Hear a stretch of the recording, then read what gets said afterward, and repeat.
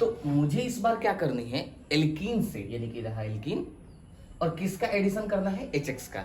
कोई दिक्कत नहीं इस बात से, आइए जरा मैं समझाता हूँ। तो मैं इसको दो तरीके से इस डबल बॉन्ड को मैं ब्रेक करने की कोशिश करता हूँ, जो जो केस बन सकते हैं। इस डबल बॉन्ड को एक बार में कैसे ब्रेक किया, ऐसे ब्रेक कर दिया, ठीक है बाबू, इस बॉन्ड को ब्रेक कर दिया।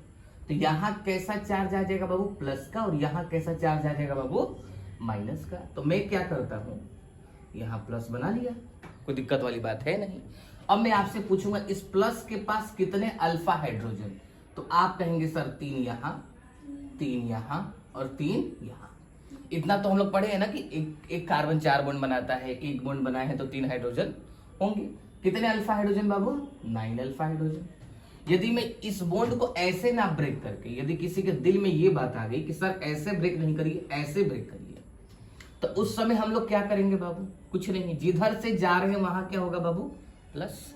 और इस प्लस के पास कितने अल्फा हाइड्रोजन, तो प्लस का अल्फा हाइड्रोजन का मतलब बगल वाला, बगल वाला कौन है बाबू, यही ना कार्बन है। और इस कार्बन के पास कितने हाइड्रोजन है बाबू, एक हाइड्रोजन है, यानी कि इसके पास कितने अल्फा हाइड्रोजन, 1 अल्फा हाइड्रोजन।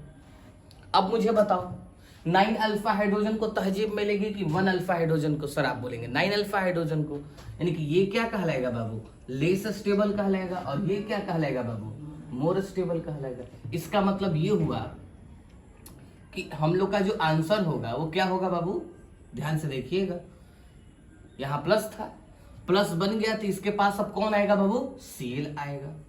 अरे हाँ ये ना, तब जहां प्लस होगा वहीं पर क्या जोड़ दीजिए बाबू, सीएल जोड़ दीजिए, आसान है कि भारी है।